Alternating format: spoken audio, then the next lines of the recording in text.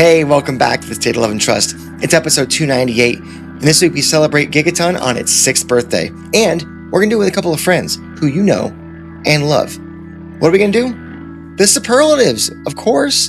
Most infectious groove, most introspective lyric, song most lyrically relevant in 2026. Oh my goodness, wait till we get to that one. It's all next on the State of Love and Trust.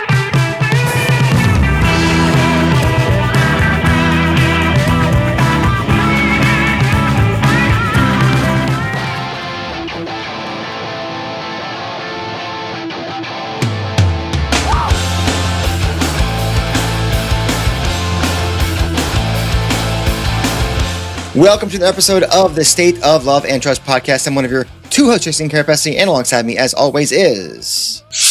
No, it's not Pearl Jam. It's Paul Ghiglieri. But we're going to be talking about Pearl Jam. Would be so much highly viewed than it is going to be if Pearl Jam was actually here. And they would fit all on one webcam. If you're out there in YouTube land, please go ahead and like the video, subscribe to the channel, hit the bell for notifications, and if listening only, Paul. You are rating, you are reviewing, and you are subscribing on your preferred podcast platform of choice. Feed that algorithm so a comet doesn't come down and wipe us all out. Oh my God. Well, it's on brand for this episode, as you couldn't tell by the banner. Yeah, it is. We are talking Gigaton for all you Pearl Jammers out there. This is a series we've done before. It's called Superlatives. So what does that mean? Well, you remember high school. You have the most likely to succeed, the most likely to do this, like the craziest haircut, whatever it is. And then everyone kind of voted on, like, hey, this is my choice for that. Well, we're going to do that, but with the rock and roll. And we've done this a number of times before. I'm sure we'll have links somewhere below in the corners for some of those previous versions. And that means we have guests, Paul. Two very exciting guests. Repeats. Repeats. They're punching their punch card. Yeah, they're one more appearance away from a free sandwich, I think. I have so many sandwiches to make soon. Let's bring him in first. You know him, you love him, from Austin, Texas. It is Sheehan, aka Concertpants. Hello. Very happy to be back.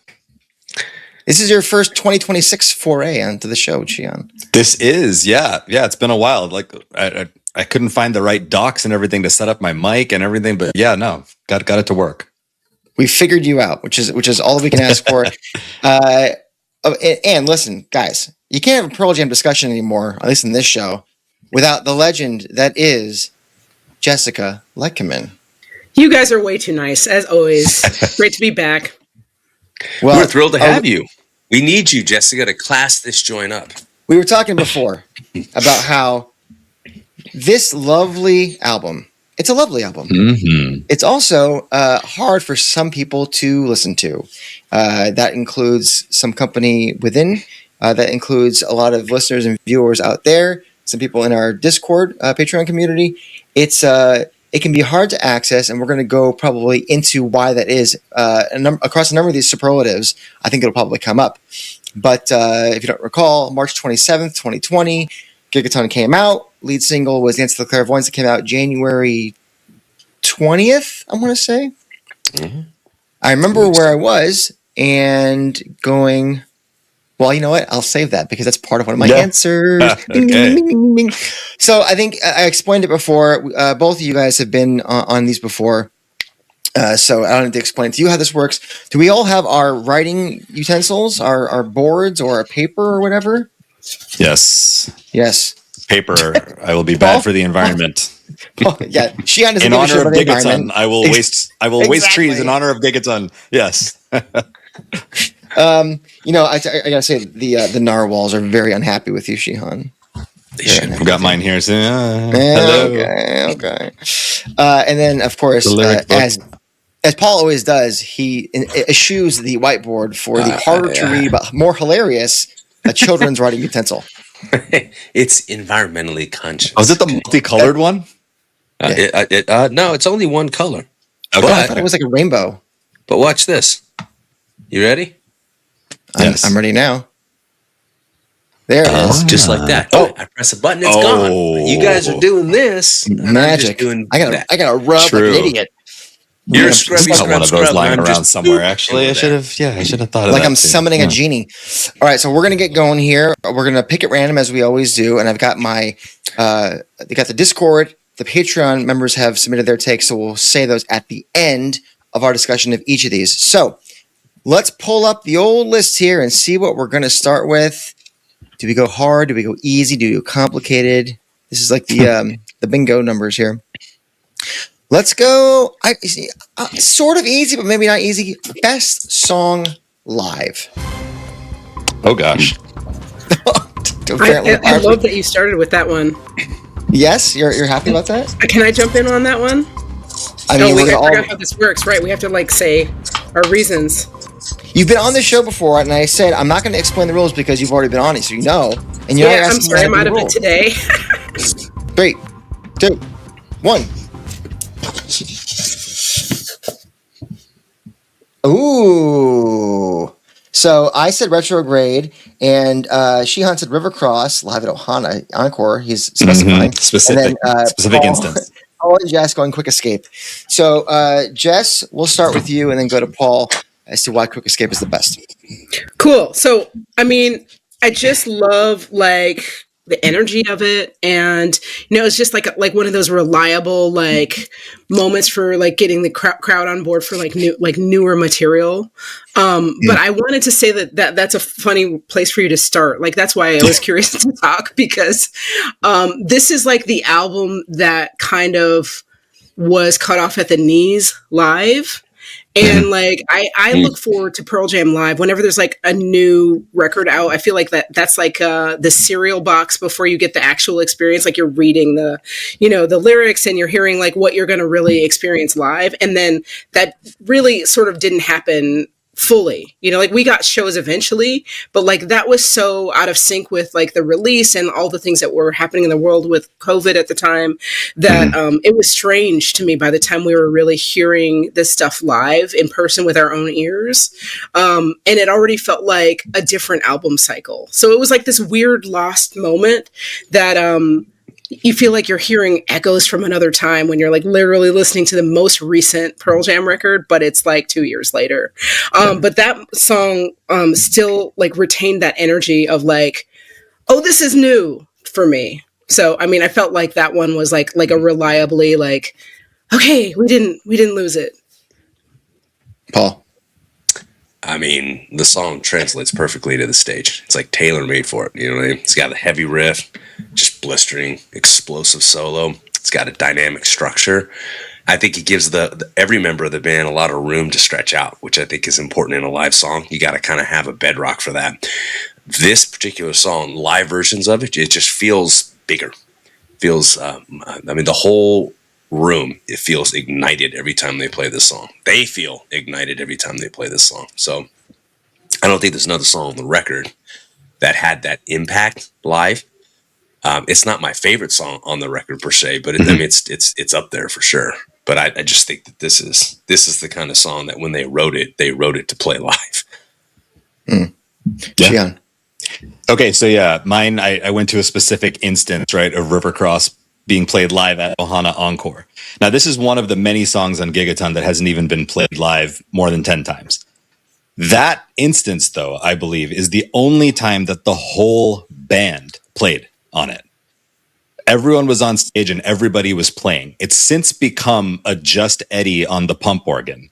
And it's still, very impactful, things like that. I might be wrong about this, but I just know that I've seen it a couple of times, and that was the only time I saw the band play, and they were amazing on it.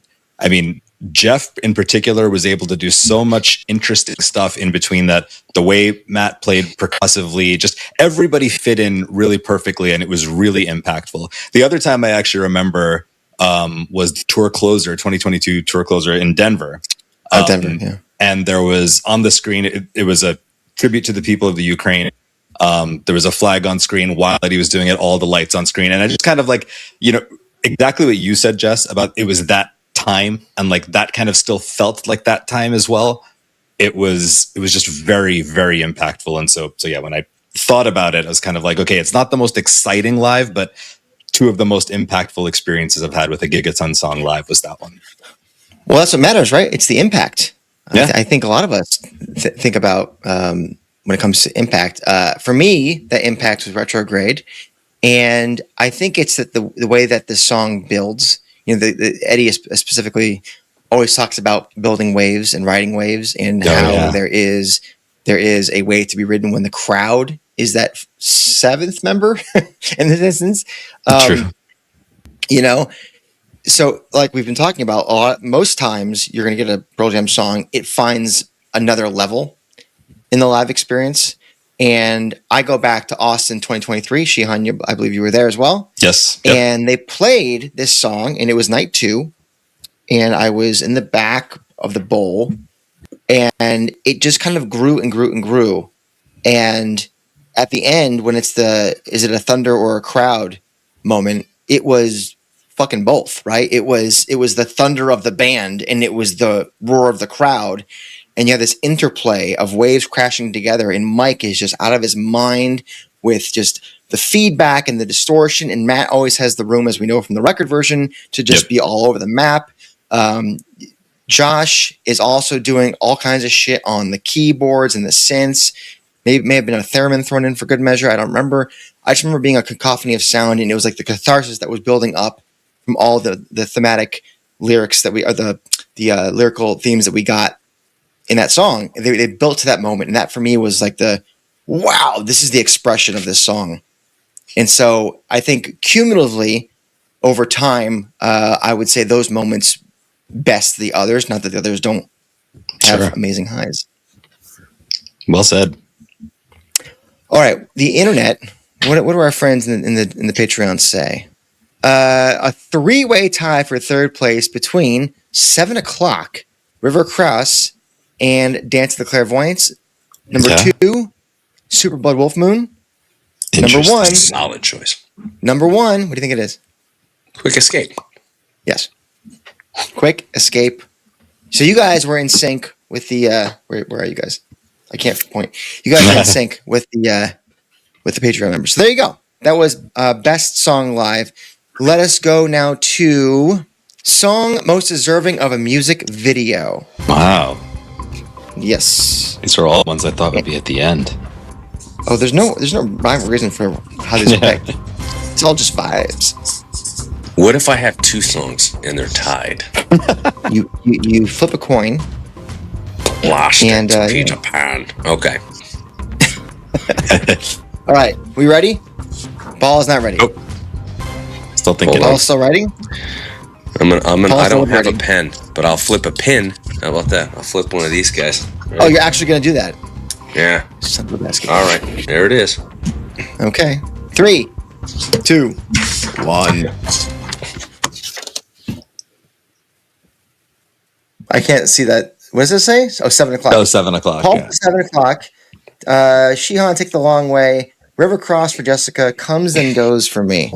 Now, I was going to say, if anybody picked Quick Escape, I would allow that because while that was my tie video, it had a lot of live footage interspersed with some narrative shots, and like it's kind of a cop out in my book. So I would have allowed it. It's tailor made for, I think, a great video. I mean, like it absolutely is. It's a journey to Mars, man. Like it's so cinematic. You got those sci-fi imagery, dystopian landscapes. You know, and Retrograde actually has a video. That's true.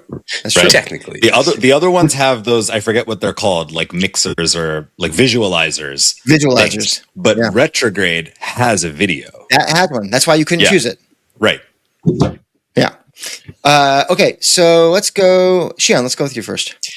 It's just the song. Like, it's just how good that song is. And like, for me, when I think music videos, I think I came home, I got off the school bus, I got home, I turned on TRL, and like, you know, having my pizza pocket and a drink and whatever else. And like, you know, what do I want to be seeing? And like, what was the drink, Sheehan? Like all of it was probably like 2% milk or something, but 2% milk. Yeah, dude. Yeah. Okay.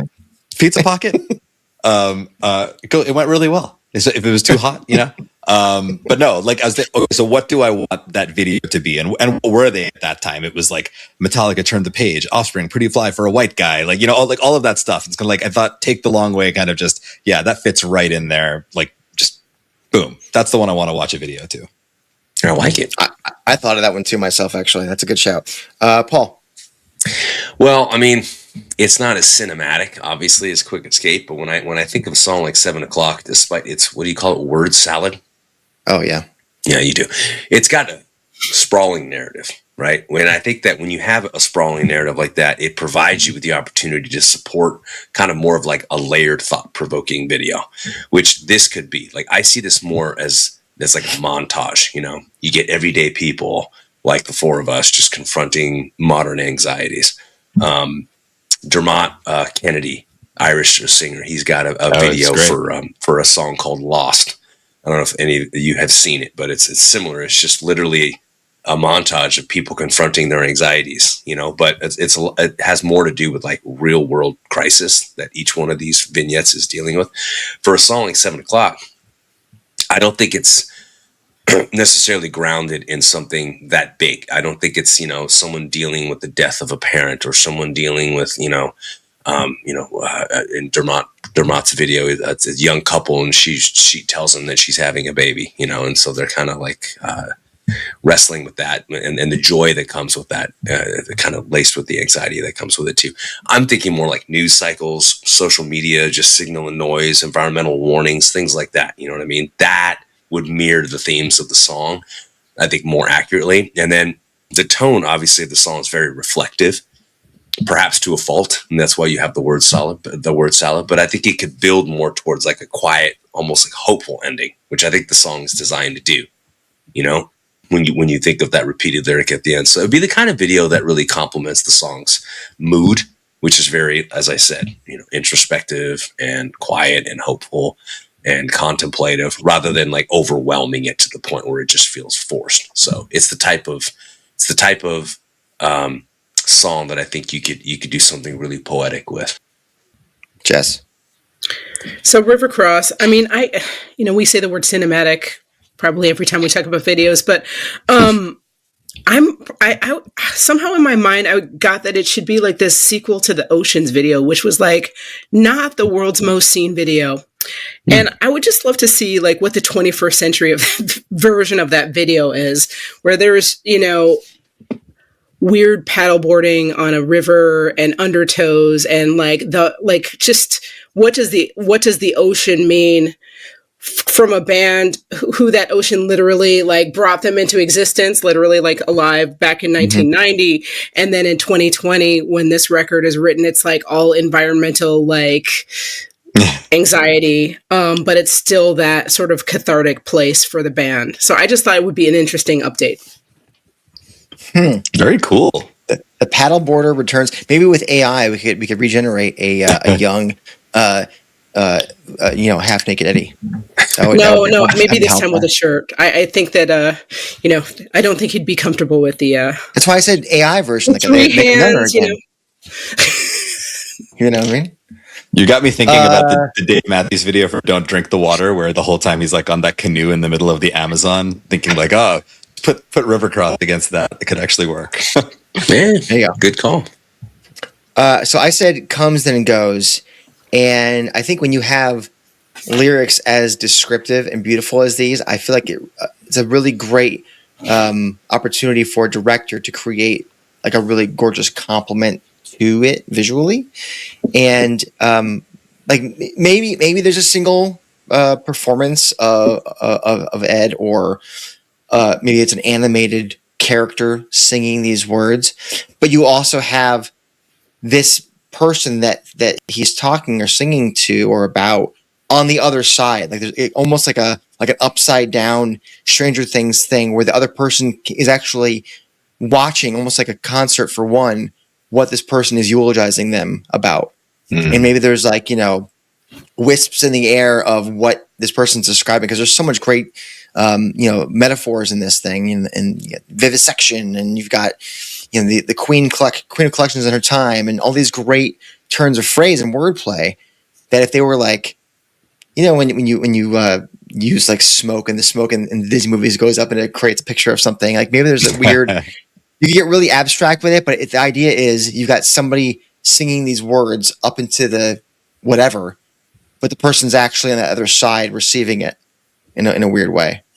So I think that could be kind of cool. And I think when you have lyrics, like I said, as good as these, they kind of like a great script. They deserve to have a visual component to amplify them. Very nice. The internet. What say you, internet? Very varied, shall I say. A tie for second place with Retrograde and Dance of the Clairvoyants, although Dance had a music video, but it's just them dancing. I mean, it's them playing, so okay. Number one answer, Superblood Wolf Moon, which is strange because it had the stick figures. It did. That's fair. All right. But so I wouldn't really count it. But if you said, hey, I want one that's like a real one, quote unquote, okay. Yeah, fair that enough, would be a good one too. Yeah. All right, let's do most introspective lyrics. All right. Do you want the lyric or I mean the song? I mean, if you can write the lyric, if it's only a couple lines, great. If not, just give me the song, and then you can tell us. Some of these lyrics can be kind of long, like mine's kind of long, so I'll just do. We all good? Mm-hmm. Paul's still scribbling. 3, 2, 1.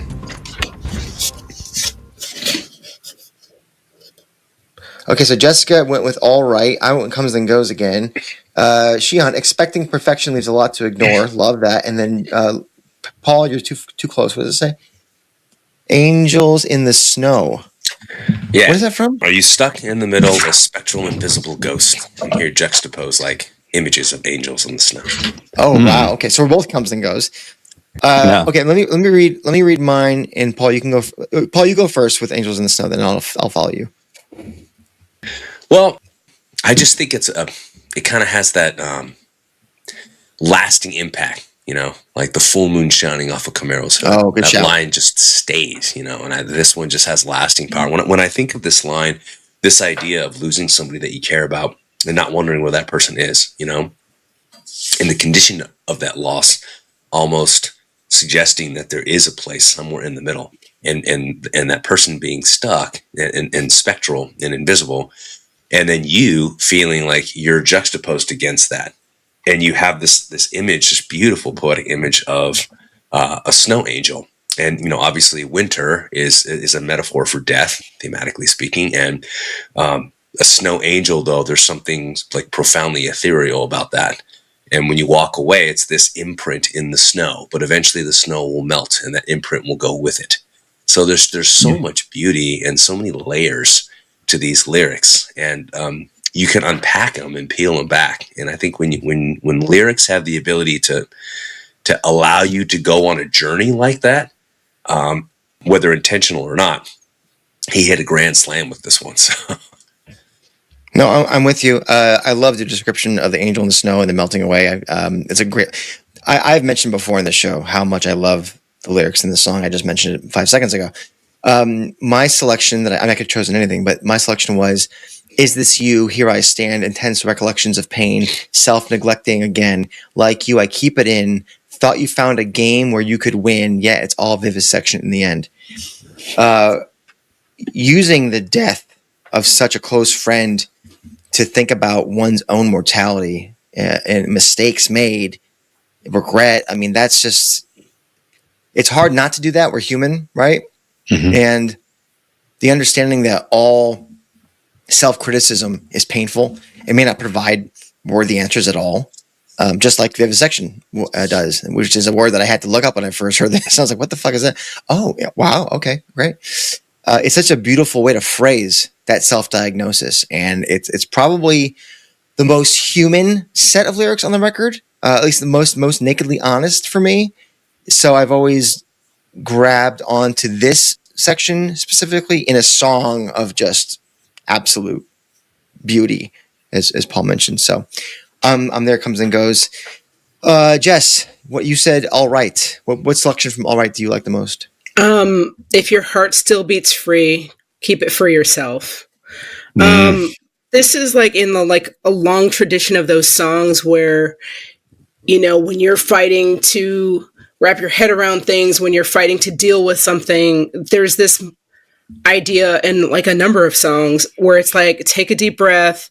It's okay for you to like be off alone and, slow down and, feel find your groove in the sound is in there. There's something about the rings of the trees, like just Yeah, you can't lie. pause. And you don't have to share it with anybody. You don't have to, perform for somebody else's expectations. Just whatever is real to you is what's real. Anything else is, not something you have to deal with in that moment of great trauma or whatever else you're dealing with. So I just feel like that's the whole song is about, centering yourself and like being able to take whatever happens, no matter what externally is going on. So like that was a perfect song for the moment as well. May I offer a comedic parallel to that? Yes. At one point, famously in Seinfeld, as I'm often quoting, George Costanza says, "It's not a lie if you believe it." But in your case, yes, take your truth and F them all. This is your life. I'm with you. It's my life. Wrong song. Sheehan. Yeah, expecting perfection leaves a lot to ignore. So the two of you both like touched on things that just are very inherently human, right? And expecting perfection leaves a lot to ignore is also just a very inherently human thing that we do. Which is why I thought, okay, yeah, definitely introspective.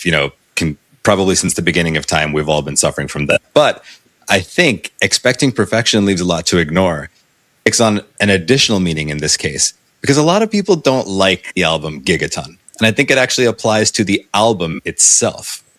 There's a lot of like this album was done, not everybody in the studio at the same time, right? They all kind of came in, did their parts, added things. For that reason, there are a lot more random things, instruments, styles, just explorations that the band took with this. And I think while it doesn't have the same feel of Dark Matter, where it was like the band was in a room and just recorded all of these songs together at one time, it doesn't have that feel. But if you expect that perfection, you ignore the very individual pieces of all of these songs. And I think that's why that has a double meaning for me on talking about this album. I like that. That's a great shot, man. Yeah, and I'm grateful that there's an album in the catalog that was recorded this way. Yeah, of course. It just adds something so uniquely different from all the other ways that they've recorded records. So, absolutely. And how perfect is it they recorded all these separate things and then we were all like in a separate room for like a year. Mm-hmm. Yeah. Yeah, we were listening to listening parties, right? Like watching each other just the way we are right now. This is actually not starting to freak me out a little bit because this was live for a long time. Yeah. The internet says, they said it all right. Incisions made by scalpel blades of time. Talking to his mirror, what's it say? What's he say back? Tragedy of errors, who'll be last to have a laugh? Someone said the entirety of Comes and Goes. Actually, someone mentioned the exact first half of the lines that I quoted. I want this dream to last forever. I wish denied to lengthen our time. I wish this moment was never ending. Let it be a lie that all futures die. Oh, that one's heavy. Yeah. Sadness comes with a sea of tears. Would some love be best had it not appeared? River Cross, just blanketly mentioned. Living forward in a backwards town, I feed him drinks just to watch him drown. Swallow my pencil and bleed out my pen. Surrender the wish, we'll be together again, but I won't give up. Wow. And then someone else said, sadness comes with a sea of tears from Comes and Goes. So a lot of Comes and Goes. A lot of great lyrics across the board. Yeah. Yeah. Exactly. Sure. Okay. Let's do Greatest Surprise. Greatest Surprise. What? I was surprised by that. Did not expect that. Whoa. Okay. All right. 3, 2, 1. So Paul and I both said dance. Oh, so did Jess. Oh. Then Sheehan said background vocals on Take the Long Way. Oh, that was on my list too, Sheehan. That's a Megan good one. Nice. Grandal, right? Yes, that's right. Okay, Sheehan started us off with Megan Grandal. Correct me if I'm wrong, but I believe Take the Long Way is probably the only song in the entire Pearl Jam catalog with female background vocals on it. You are not Is wrong. that correct? You're correct. Then yes. Then that is exactly why, as soon as it happened, and mind you, it's perfect. Perfect. It's absolutely perfect for that song. Megan Grandal I wish there was more of it out of the park. So whoever raised their hand and said, "Hey, I got an idea for this." Thank goodness that they did that, and thank goodness that everybody else said, "You know what? You're right. For the sake of the song, we're going to do this." And sorry, I don't mean to cut you off, but it came to my mind that, in the recent interview that Howard did with Eddie, Ed talked about how, and I think a lot of us knew this before, but it's good to hear it again, that it's not a democracy in this band. It's also not a authoritative state. It has to be unanimous. It's like a jury, You can't have one holdout or it's a hung band. You gotta have everybody on board. Yeah. And so that means everybody was like, yes, absolutely yes, which is great. Totally. Yeah. Yeah. That was my surprise. Okay, Jess, start us off with Dance of the Clairvoyants. We'll go around the horn here.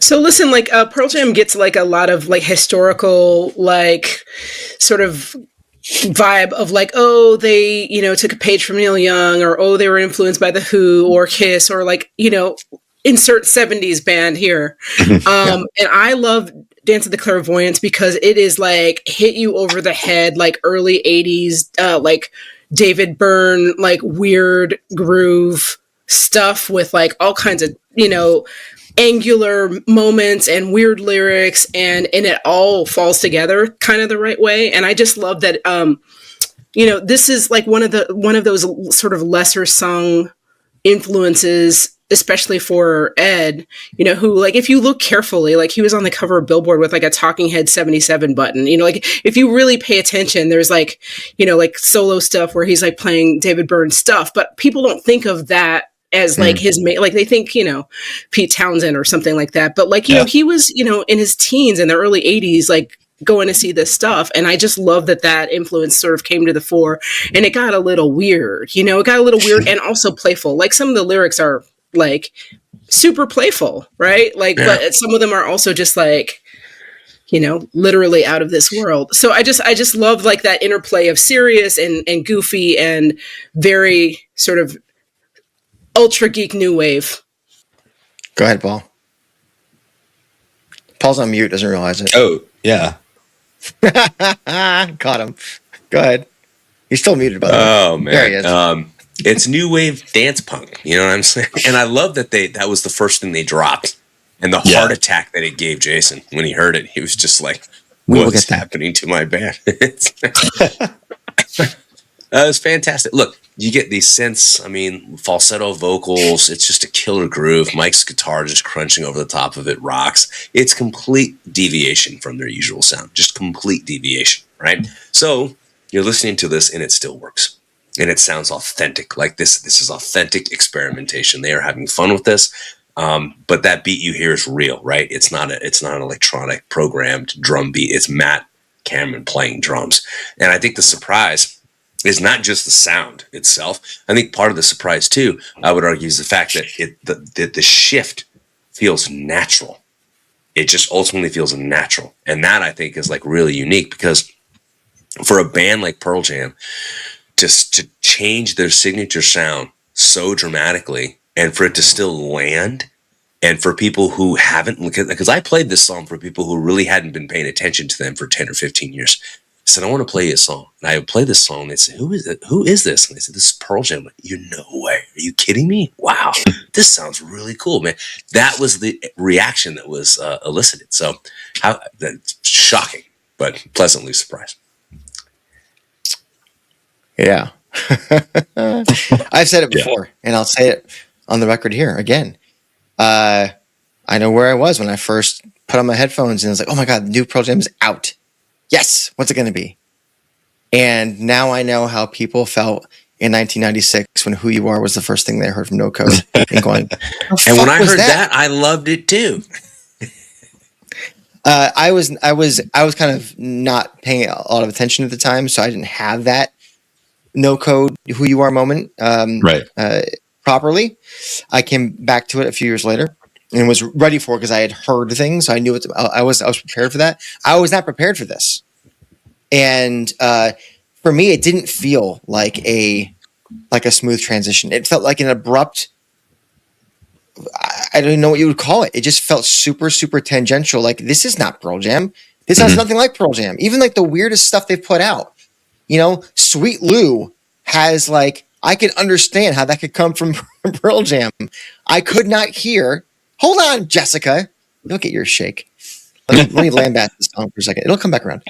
I could not understand how these sounds, this super dry, and we all thought it was Drum Machine for a minute before. Oh yeah. Obviously, we were like, no, this is Matt. And like, oh shit, wow, that's incredible. And Stone's bass line, which I didn't know it was Stone for a while. Right. And then the synths, and I'm like, and that digital hi-hat thing to play on top of what Matt's doing. I was like, nope, this doesn't make any goddamn sense. Now, here's the thing: is that because it's got such a great mix of performance and skill and lyrical prowess, Jess, you mentioned, I came around to it, and now I enjoy the song. But it was a surprise because I was not expecting that total fucking deviation, at least in my mind, of what we had been getting over the last 20 years, really, since Yield. We kind of were in a big box, but it was a box, and it's way the fuck over here. And I'm like, what is this? This is not Pearl Jam. So I was surprised. But I've come around, so everyone keep your hate mail. Jess, please, tell me why I'm I know, like, let me just jump in. Yes. Because you're forgetting that this is like some kind of weird, like, redheaded cousin of Push Me, Pull Me, and like You Are. Like those weird little moments where like, oh, I could, like, I mean, I don't often like have a full on dance party at a Pearl Jam show, but like there are other moments that like this kind of pulls from a little bit. But the other part is this idea that like we could expect anything from Pearl Jam. Like it was such a long time between records. Like, oh yeah, who even knows what I they're think that thinking? put into it too, Jessica. I was like, I was craving new Pearl Jam after 7 years, and then I get this is the first thing I hear. What the shit is going on? And I was mean, like, 7 please years. make it an aberration. Please make it an anomaly. Some weird thing they put on the record. And the rest of it, I thought it was a joke. joke with you. I was like, you know what the next song is? It's going to be a hip hop collaboration with Pavarotti. Watch. I mean, 7 years is a whole person, you know? Yeah, like that's a whole personality. You could be anything. That could be singing opera by then. Anywho. No opera, please. No. The internet. Yeah. Let's see. Where are we here? This will be unanimous. This Greatest will be surprise. unanimous. Dance. The more I listen to this record, the more I love it. Okay, that's not an answer. Experimentation with different sounds with dance. Pearl Jam doing the best Talking Heads impression. Dance. Single. All right, and comes then goes. Okay. And then oh, here's a surprise. Maybe the fact so many fans dislike it, it's unfairly underrated. So that was their surprise. That's an interesting take. Oh, about Gigaton as a whole. Yes. The whole record. Yeah. Wow. Yeah. Sometimes the patrons, they'll go off on their own Expecting little island perfection and have leaves a lot to ignore. a person who said that because I don't have the names next to the submissions. Yeah. And that Did we line is put from it the in? first song that came out, introduction to the album. Expecting perfection leaves a lot to ignore, people. Well, you know what that's saying? That's saying that the rest of the catalog is perfect. Sheehan. So expecting perfection. expecting perfection. Yes. All right. Next one here. Next one is let's do. You know what? Risk that didn't quite land. Not everything is rainbows and lollipops. You know what I'm saying?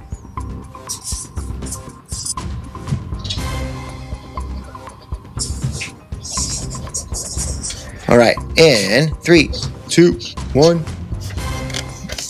Your wife's going to hate me, Jason. Okay, so Paul says buckle up. I see River Cross. Buckle up for Jess as well. And too many different ideas, experiments from Sheehan. Jess, let's start with you. I just thought like there was like a really ambitious lyric and a musical part that it just didn't quite find the same road.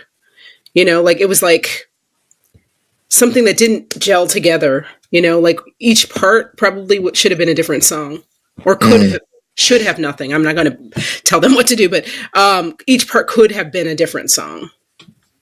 You think about literally what Josh Evans told us about 7 o'clock, where it was cobbled together. It's like that same thing, and that is the unfair downside to assembling this record the way that they did, I guess. Paul, want to follow up on that? I do. I mean, the first answer I had here, and this had been my answer until we spoke with Josh, was Comes Then Goes, because it's so stripped down, and I was very adamant that I felt like it was underdeveloped, and at least compared to the album's more richer arrangements, that I felt like there was something missing by not having the band accompany such a powerful sentiment. That being said, though, when Josh kind of chatted with us, I changed my tune a little bit on that note, and so I'm totally okay with the song as currently constructed, although I still wish they would do another version with the band, because I just like to be able to compare and contrast.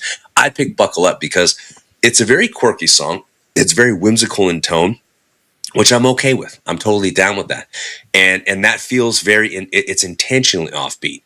That's not the issue. I feel like when you think about like a light melodic structure like this, light instrumentation, it's meant for it to stand apart from the album's other tracks, which are really heavy and rich and weight. I mean, it's like heavy, like, heavy.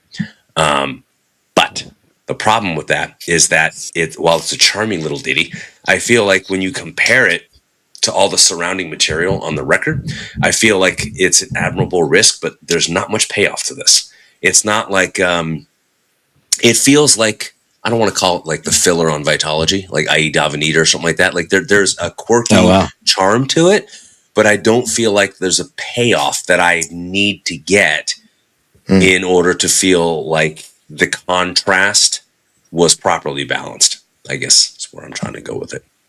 I appreciate this song, though. This song is the only song on the record solely written by Stone Gossard. He's credited on 7 O'Clock, and he's also credited on Dance of the Clairvoyants, obviously with the bass line. So you have to wonder what was left on the cutting room floor from Stone, because he's pretty prolific. He's written many a great riff. I wonder why the rest of his offerings didn't hit the right way to Ed. It's curious, because I look at this song in a similar fashion to you guys, where it has that playful balance to it, but like Ed sings so delicately, and I don't know that delicate isn't his best thing, I don't think. And that doesn't mean quiet is bad, because Release is fairly quiet, but he sings, he's cathartic in the way that he sings. He's emotive. This isn't very emotive. This is very subdued. I don't know that Ed does subdued all that great. His hit rate is lower on subdued. Obviously, there are songs where he's good subdued. Dead Man, for example. I mean, like when it's hushed, like sometimes where he's like inviting you in. Yes, it's a little different. Another good example, exactly. Or like the first verse of Nothing Man.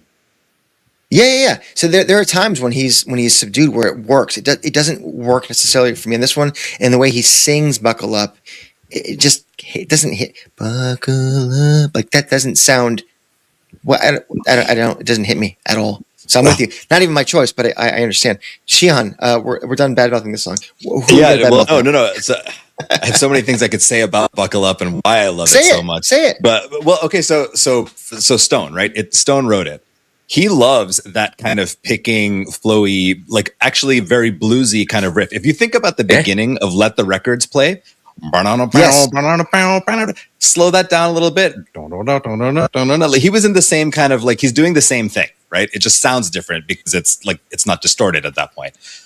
I think Buckle Up has some of the greatest Jeff Stone interplay on any of the recorded material. That opening for sure. The interplay between Jeff and Stone is just absolutely magnificent. And that's why I could listen to that all day. But I also love Eddie's subdued vocals. Interesting. It just sounds so good. Like it's not, you're right. It's not like what he usually does. It's very, very different. But I do love it. But I love it like standalone. So I think that comes back to what I said, right? Do you put it in the same bucket as a song like Parachutes? Because I do. And I kind of lean more that way.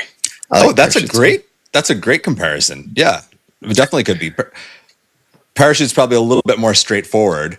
But yeah, someone mentioned like early on when Gigaton came out, like, why did they like redo the Blues Clues theme? You know, just kind of imagine Muppets like prancing along clouds or something to Buckle Up. No, like I think it's great. And I think that's why when I said too many different ideas / experiments, like I'm a full album guy, like all the way. I love listening start to finish the whole album. And I like when there are things that connect the album. And I think Gigaton, just for what I said earlier too, like they did this in pieces. They weren't together at the same time, so that's why there are lots of random things. Like the female vocals on "Take the Long Way," right? Like if they had sprinkled that in somewhere else, there would still be this little feeling of continuity. And I actually feel like "Buckle Up" is where they should have put her to do the interesting. Like her voice would have been perfect on that too. And then suddenly it would have just been like, oh, like, I remember that voice. Like I remember that feeling when I heard that voice. And like there were just things there were lots of random things. I think Gigaton's got a lot of great single and B-side, single and B-side, single and B-side, single and B-side, and not necessarily like all cohesive. But that's fine, right? It's a collection of great songs. I do listen to it start to finish, but that's why I just think too many different things. Like spread it out. Jessica, spread them out a bit. I got a question for the two of you. If you put Megan on there too much, do you feel like she's boom at that point? Like you need to have her there when you go see the show, or that the expectation is that these songs don't feel complete without that accompaniment? I don't think so. I mean, I hear what you're saying, and I would love to hear, because I want to hear a lot more of her. But I wonder if maybe the band felt like, well, if we do too much of this, I mean, can't the get away. same thing is true of All Night. I mean, Slater Kinney would come out and do the background layered vocals when they were with them. It doesn't mean that the All Night, regular version wasn't still a lot of fun. And I recognize that the layered vocals are a key component to that song. Yeah, I mean, we didn't feel that way about Rick Parashar on piano, right? No. And also, like they've taken songs in so many different directions. I mean, I seem to recall that 08 shows were like with backing vocal people randomly. Do you remember that? Was it not Pearl Jam shows or Eddie solo shows? Yeah, no, Eddie. Pearl Jam. Pearl Jam had there was like East Coast shows. Was that 08? I think it was 08. I gotta go check my notes. But there was like a run of shows where they had like backup singers, like full on like how Bowie used to have like Luther Vandross and people in the background. Like, I don't remember that at all. That's you gotta go back. And it was female like background a whole singers. thing. They did All Night and other stuff like that. And it was like they're gonna do they're gonna take left turns and right turns and stuff like that. Well, they have the string quartet in the Backstreet Tour. What? They have the string quartet for a handful of random shows in 09. Right. Like, it's just like, like sometimes like you never know what you're going to get, especially if there is a part like that. I think it's neat when there's an opportunity for other versions of, I could see like, other people singing her part live, or she could show up, or other, other female vocalists, like Mike McCready, when he was doing the Rockfords way back in the day or whatever, he said something that has always stuck with me, which is just like, there's nothing like a badass female vocal, and like giving room to that sometimes is really neat in a rock like world dominated by male voices. Somebody who can really sing like a bunch of different things. So I welcome like at different anchor points for them to do who knows what live, like whether it's her showing up or, who knows who could show up. Yeah, I'm with you. Maybe Stone will sing falsetto. No, I'm just kidding. Cowabunga. Sheehan, to your point about experimentation and the kind of to square the circle of my Dance of the Clairvoyant surprise moment, I said River Cross, and I said it because, more specifically, because I think the kalimba and the percussion takes away too much from an otherwise really lovely piece. I think the pump organ is such a great kind of sort of out of left field instrument to use. I think maybe because we're kind of just used to certain people like Neil having used it in the past, so it's kind of sitting in your locker, as opposed to the kalimba, which has never been in my musical catalog. And just the way that the percussion doesn't seem like it doesn't feel Western music natural, which obviously is probably a feature, not a bug. But for all that, I heard that song, and it feels like it's governed. It doesn't feel like it's allowed to take off. in a way that I wish that it would. And I always come back to the 2017 Ohana demo version that Eddie does. Oh yeah, So Okay. Go on YouTube and just search, 2017 Ohana Eddie, and you'll find it. It's him on the pump organ. I don't know if it's the exact same lyrics, but it is definitely an earlier version of this song. And I remember hearing it because I heard, oh, this is going to be something that's on the new record. It's like somebody leaked this or something like that. And I go, oh shit. And I got very excited. And I really enjoyed it. And then the record came out and we got to that song and I was like, why did they too much add all stuff that on stuff? it? Interesting. Just keep it. Like, if you're going to go that route with Comes and Goes, maybe you flip the two and you, to Paul's point, and you add a little bit of to Comes and Goes, take it off. It Comes and Goes, and you strip it away from River Cross. Imagine closing River Cross with just a pump and just Ed, like the end did, where it's just Ed on the acoustic. Holy mother of God, that's powerful. So that's for me the risk that didn't quite work out. The internet says 7 o'clock. The 7-year gap between Lightning Bolt and Gigaton. Buckle up was said. Retrograde call for noise of a crowd doesn't ever hit that live. Interesting. One person put not available. Someone said maybe the lyrics to Quick Escape. Interesting. I don't know if I agree with that. Lyrics to Quick Escape, huh? Yeah. River Cross as a closer. I mean, it definitely is a closer, but 7 o'clock. Someone said Dance to the Clairvoyance. Your early Jason would agree with that. I can get behind River Cross as a closer, actually. Yeah, it's totally a closer. Since we're talking about close. Okay. No, I was just going to say, like, it's like obviously like solemn pump organ. I get that. But it's not like this climactic, like rock finale. You know what I mean? It's very reflective. It's like it has like a gospel. It's an epilogue. Yeah, but I mean, it feels more like a benediction than a traditional like rock album closer. You know what I mean? So I understand why somebody might say that was kind of surprising they ended the album that. But I also, when you listen to songs like "Parting Ways," "Release," and you get a sense of why. I think it's more surprising that "Around the Bend" ended no code than it is that "River Cross" ends. Oh, but it's so perfect.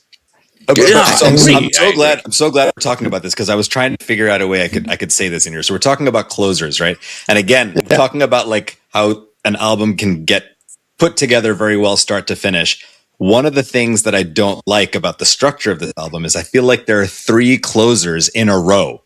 Oh yeah. Because Comes Then Goes would be a great closer, right? Like first time I was listening to it, I remember I listened to it on vinyl with my headphones on. It's like the end of the Lord of the Rings where it just keeps fading to black. Yeah, exactly. Comes and Goes finishes, and I'm like, oh, okay, time to go. Like, oh, wait a minute, there's another one. Retrograde. Holy crap! What an amazing ending. This album is awesome. Oh, there's another one. Like it's like there's 3 closers like in a row, and I'm just kind of like, oh man, like I guess you can't look.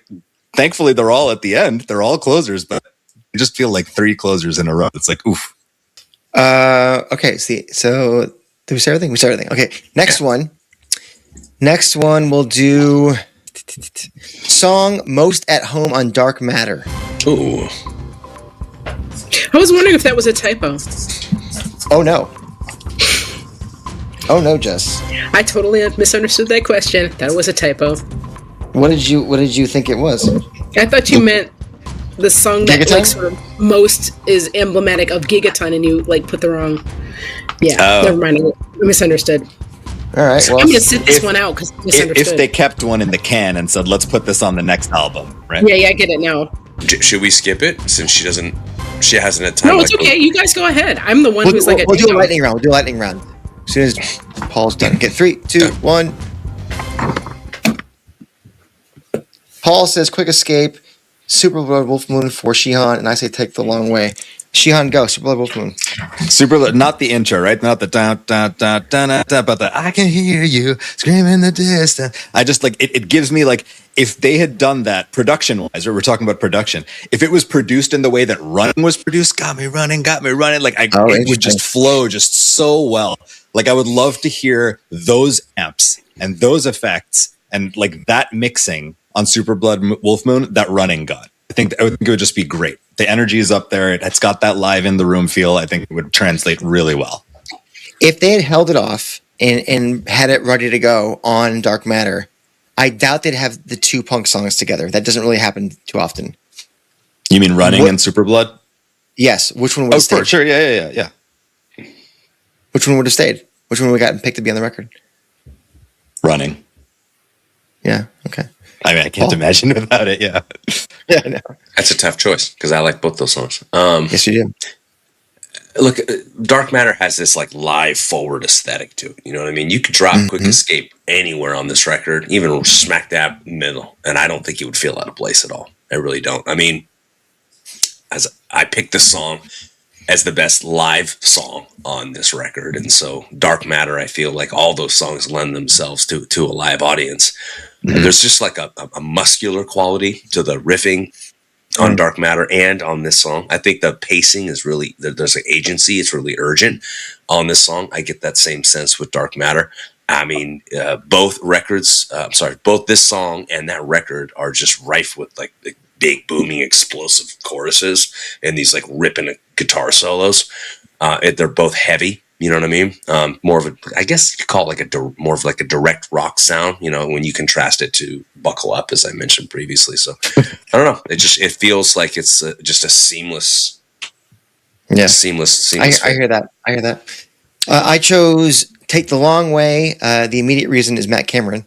This is basically an all Matt affair. He did the lyrics. He did the main, obviously the beats. He did the main guitars. And Matt Cameron is all over Dark Matter. Like they wrote each song with him in mind. And so this is the most congruent from a performance and from a dynamics point of view to my ear. And I think the theme of the song too, you know, love and redemption, that there's through lines on Dark Matter of that, you know, romantic otherwise, and I can think of Won't Tell, I can think of Wreckage. So I think this feels the most akin to that, but maybe I'm just leaning on the Matt Cameron part of it. You said something so interesting, this idea that they wrote these songs with him in mind. It's the last record he ever made with him, you know. So it almost makes you wonder, if, like, how early did they know? Like, did they go into this recording kind of having a sense, even if it was unspoken, like a sense that this was the last rodeo, and they just really wanted to just capture something special with it? I don't know, just pure speculation. And I don't need the answer, by the way. But it would almost make more sense if they made that decision beforehand, because it's hard to imagine when you have a record as good as Dark Matter with all of the contributions from Matt Cameron and how he translates them live, how anytime after that you can like come to the conclusion that, okay, maybe the best thing is for him to not be in this anymore. Like, or for him to say, maybe the best thing is for me to not be in this anymore. Like, it would make sense for like what you said. Like, we've decided this first, and now we have to keep going with what we decided. Yeah. I mean, I don't know. All right. Patreon says 3-way tie for second place: Retrograde, Quick Escape, Superblood, Wolf Moon. And the number one answer, Whoever Said. How fascinating. An interesting choice. I could see that a little bit, yeah. And in Jessica's case, it was paralysis by overanalysis. So those of you watching this, you did not intentionally skip her. No, I did not. I didn't get it. I've had a day. It's okay. That's all right. I got one more here for you. You ready for this? Song most lyrically relevant in 2026. Where to start? Oh, where to start indeed, gang. You can only pick one. Actually, wait a minute. Oh boy. Audible, hot route. Omaha. What?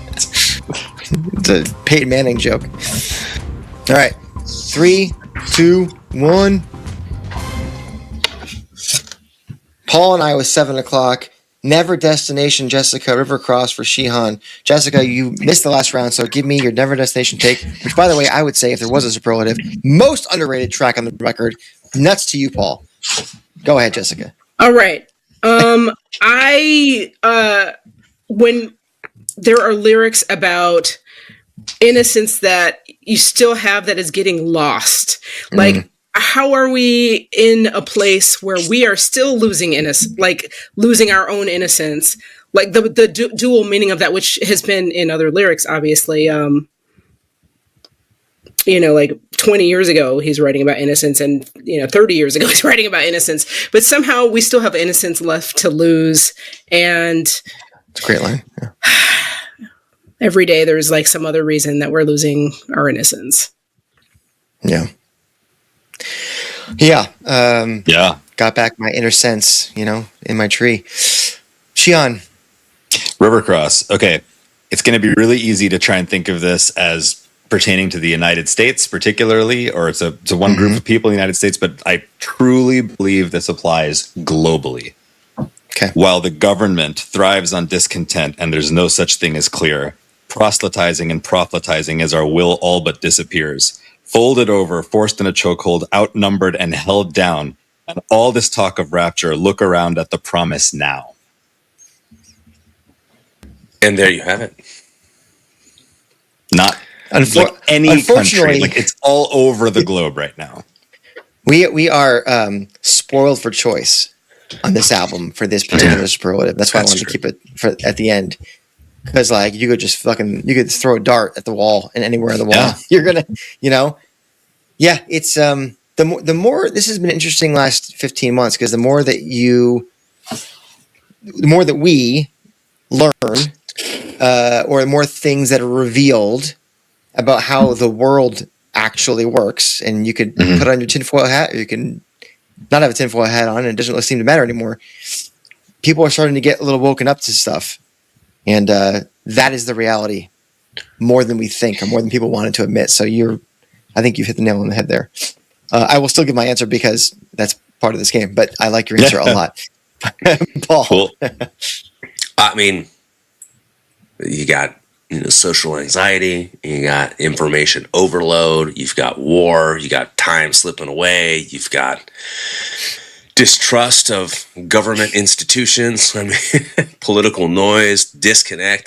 All of this is in the song, but there's also like a strong sense of urgency. And I think that's the important part here, right? It's just pairing the imagery together with that and the need to push forward, and that there's much to be done. So I don't know. It just fears there's a weariness to this song that makes it hard for me to listen to sometimes, but I think that I'm feeling pretty weary these days, so it's definitely resonating. Yeah, you are certainly allowed to feel weary. Again, for me, the same song, 7 o'clock. The selection that I kind of zeroed in on was, and maybe this is a bit stock, but his best day is gone. Hard to admit. Throwing angry punches with nothing to hit. Luminous thoughts were once all he had. Fading lights lost eloquence. There's still a fire in the engine room. Knows relief will be coming soon. I want to kind of focus in on those last two lines, because while I feel that these lyrics, obviously we know kind of who they're written about, but they hit harder now. And I think, the question is, will relief come soon? That was 6 years ago, maybe written even earlier than that. Is there a fire in the engine room for us, the citizens? Do we know relief is possible? And I thought that we thought that was happening in 2021 to a degree, but it seems like it was a bit of a mirage. And listen, when the song is my least favorite on the record, and one of my least favorite in the catalog, and it still is able to do something to me, that's a pretty strong indictment of the band's ability. So that's where I'm at. But I think you all nailed it. This is my favorite song on the album. 7 o'clock. 7 o'clock is? It didn't make any of my superlatives, but it is my favorite on the album for sure. You were one of the guys in the post that were just like, "This is the best thing they've ever written, man." I know a lot of folks like this song. I love it. It's hard for me to understand why, but I do appreciate it. You guys love this song so much. The internet says, where's my thing? Tied for second place is Rivercross and Retrograde. Number one answer, 7 o'clock. There you go. As we are in retrograde now. Yeah, that's the one. I have to give a shout out to the typewriter. I always have to give a shout out to the ye old Gigaton typewriter. Before you go, listen, the guy's a connoisseur, Eddie. However, I just have to throw out there, Torpedo 18B script font. That is a holy grail. That is a wonderful machine. Anyhow, I am going to shut up about that now. You lost me, and then I found my way back again. Like, where did this come from? Where did this typewriter? I've been staring at your shirt the whole time. So, and you know, like the typewriter is a theme continuously through Pearl Jam things from like, right, you know, like even some of the liner notes of 10 are typewritten and puts typists and all this stuff. But anyway, on this one, like he shouted out the specific typewriter, which I always thought was pretty cool. And it's like super not an easy machine or inexpensive machine to get. I am a typewriter geek. We've said this before. That's cool. And it's a script machine made in Germany, and it is a rare, beautiful, like streamlined object. And I just appreciate his taste. I think we appreciate his taste in a lot of things. That's awesome. And also on an album about like sort of, I mean, there's a lot of obviously environmental parts of that as well. It's not just, it's like the world in terms of like this place that we all have to live, and it's the environment is like screaming obviously at all times. It's interesting for him to choose analog tools. You know, I just feel like it's like one of those little things as we all sit on a computer late at night. But Sheehan, Jason, have you guys worked on a typewriter? Have you actually used a typewriter before? Years ago. In elementary school, yeah. Okay, all right. So we all have. Definitely. Yes. I'm gonna throw a bit of a wrinkle at the three of you, if you don't mind. Okay. I'm gonna ask a question. You could call it a superlative, but it's more of a question. I'm curious. Do you think that there's a song on this record that could have been an even bigger hit with different production? By production, do you mean like engineering and mixing? So the performance is exactly the same, but just engineered and mixed differently? Or someone saying, hey, more of this, more of that, like higher energy here? Either or. I lean more towards the mix, but either or. I think you asked that question in reverse of Dark Matter. I feel like I know what you're going to say, Paul, too, based on the rest of this conversation. Oh, you're muted. I saw Jessica raise a hand. Jessica, go ahead. I got to think. I super love Dance of the Clairvoyants, and I think that I could see that like with a. This is going to sound super weird, but if that had been like really, really more popified in the production stuff, like if that had leaned less into like rock and more into the danceability and the like quirkiness, and like downplayed the fact that it was by Pearl Jam. If like people were less like, I think of what Pearl Jam is and it's in this box, if somehow there was a way to release that produced in a much more poppy way, that might have been one of those weird like Last Kiss moments where it was a hit. If people weren't like, oh, but this is Pearl Jam, or this is rock song. If they did a Mach 1, Mach 2, Mach 3 version of the music video where they revealed more and more and more of it in each subsequent edit. What if there was, you know how in hip hop and R&B and pop they do a lot of remixes, right? Remix. You think about R. Kelly and Ignition as a very famous one, but like, what if they did a remix? Hey, I'm not talking about R. Kelly. I'm just saying as an example of that song where the remix is actually more popular. What if they did like a total remix? And in fact, how about the I think there was one of the Black Album anniversary discs was like a total remix thing, or even Reanimation, Linkin Park. But anyways, a great example. I think Superlatives Wolf Moon. I'm there with you on that one. Oh, I could agree on that too. I was between. Yeah, go ahead. I was just going to say, like you were talking about it earlier, where it could be on Dark Matter, but the fact that, you know, Ed's guitar is the main guitar that starts the whole thing off. It's a fairly lightly gained amp, and when the other guys come in, they're also kind of lightly gained. It's not until you get to the Mike solo where it's pretty fucking, you know, high gain.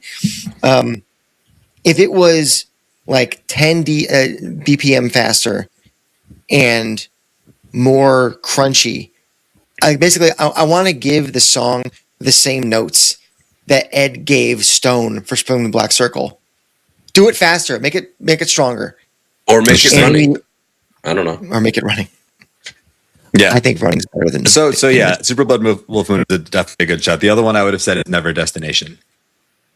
I think there's a lot of potential there. And actually, I don't know why I didn't think, like, Never Destination is probably another one that could be at home on Dark Matter with the Dark Matter treatment.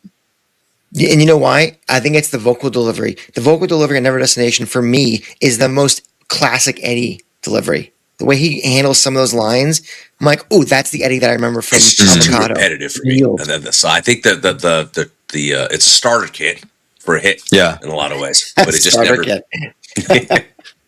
I'm still waiting for the electronica remixes. Yeah, we've got to put a pin in it, gang. Oh, we do. Oh man. But the internet, you guys can comment to your heart's content. That we didn't do best guitar riff, we didn't do best bass riff, we didn't do most infectious group. There's a lot of extras that you guys can talk about in the comments below. Let's thank Sheehan and Jessica for taking the time. It's late where they are, so thank you both for coming on. Oh, thanks for having us. Absolute pleasure. Always a treat to have you on. Anyone who is watching this on YouTube should go ahead and do what, Sheehan? Like, subscribe, something. Ring the bell. Feed that algorithm. This is the first time anybody else has done it. They're like, oh man, yeah, line, it up.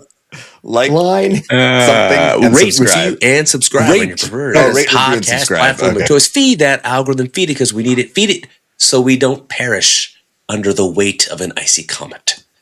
Oh my goodness! Or under the line. All the different things you've ever said, right? Till the soil of the algorithm. Yeah, love it. Oh, that's one of my favorite ones. Yeah. After this episode, more than ever, we got to feed the hope machine, right? Hey, if you feed the algorithm, we might divert this comment. I'm just saying, maybe that's the secret sauce, in this matrix that we live in. Feed that algorithm, save us all. There you go. All right, everybody. Well, thank you for watching and participating if you're a patron, and more episodes to come as the spring opens up when it gets warmer and warmer. Hopefully you're melted if you're in the Northeast or Midwest. And we'll see you next week. And until we do, you've been listening to or watching The State of Love and Trust.